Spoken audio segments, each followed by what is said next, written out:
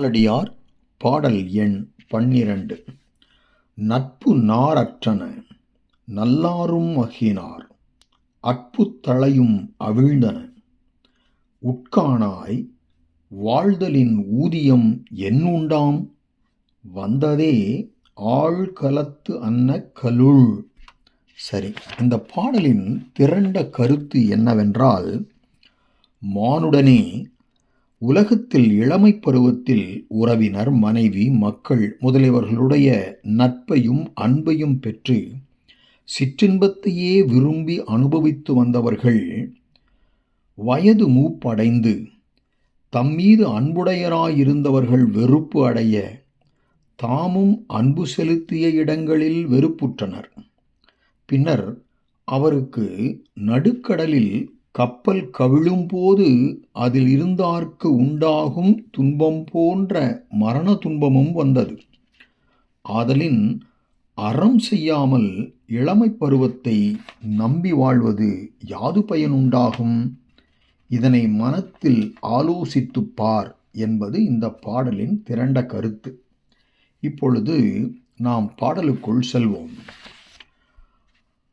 நட்பு நாரற்றன, அதாவது மானுடனே உலகத்தில் முன்னே இளமை பருவத்தால் மகிழ்ச்சியடைந்து வாழ்ந்த பல மனிதர்களுக்கும் அந்த இளமை அகன்று முதுமை வந்ததால் பல நண்பர்களின் நட்பாகிய தளைகள் அறுபட்டு போய்விட்டன. நல்லாரும், அதாவது அவர்கள் மீது இளமையில் அந்த இளமை பருவம் குறித்து அன்பு செலுத்தி வந்த மனைவியர் முதலிய பெண்களும் அஹினர் என்றால் அந்த அன்பிலே குறைந்தவர்களாக போனார்கள். அன்பு தளையும் அவிழ்ந்தன. அங்கே அற்புத்தளைன்னு வந்திருக்கு.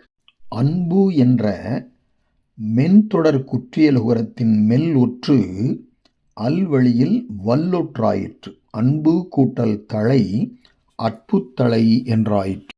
அற்புத்தளையும் அவிழ்ந்தன என்றால் அவர்கள் இளமை பருவத்தில் மனைவி, மக்கள் முதலியவர்களிடத்தும் வேறு விருப்பம் உடையவர்களிடத்தும் வைத்த அந்த அன்புகளாகிய கட்டுகளும் முதுமையின் காரணமாக தளர்ந்து விட்டன. அங்கனம் எல்லாம் ஒடுங்கி மரணமும் நெருங்கி வந்ததன் காரணத்தினால் ஆழ்கலத்து அன்ன கலுழ் வந்தது.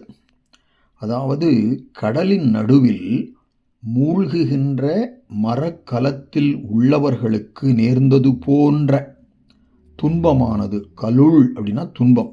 அந்த துன்பமானது வந்து எய்தியது, வந்து அடைந்தது.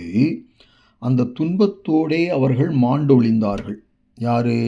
இளமையில் இதையெல்லாம் அனுபவிச்சுட்டு முதுமை வந்து இறந்து போகிறாங்க. இந்த இறக்கும்போது இருக்கிற துன்பத்தை தான் அப்படி சொல்கிறார். ஆழ் கலத்து அன்ன கலுள் வந்தது அப்படி வந்துச்சு. அந்த மரண துன்பம் அவ்வளவு துன்பமானது. சரி, ஆதலின் என்ன? வாழ்தலின் என் ஊதியம்.